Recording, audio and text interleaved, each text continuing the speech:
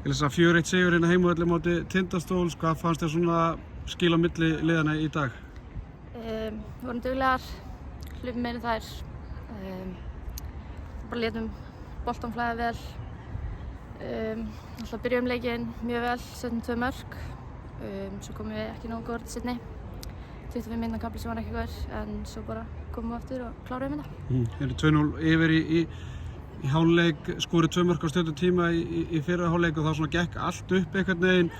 Þú átt 2 stangaskot og allt það, en svo minnkaði munið í 2-1. Hvað fannst þér svona breytast á þeim kafla? Við vorum bara að toucha boltan alltaf mikið og síðasta þriðjung missa boltan. Já, bara undir í baráttu, ekki flókið.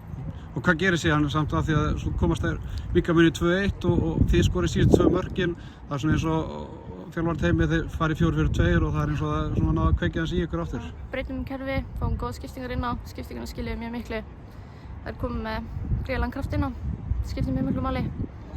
Svo bara vil ég þetta meira, sko. Þú náttúrulega skorar þetta gullfallega mark, tekur við boltanum og snýrðu átt síðan það skot.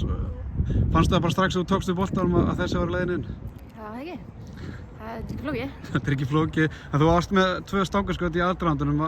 Varst þú raun svona pirrað að boltinn væri ekki að detta inn Já, hér? hann þurfti að detta inn í dag. Það var bara þannig.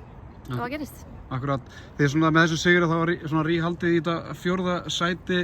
Eru þið svona baráttu núna svolítið innbyrðis hjá ykkur þess að markmið að halda í þetta 4. sæti? Já, við töluðum fyrir leikinn, þetta var greiðlega mikilvægur sigur til þess að taka til 3 stig og gerðum það, skilaði sér. Og jákvæmt líka einhvern veginn að laga aðeins markatörfuna að ná svona góðum 3 marka sigri? Já, mjög gott.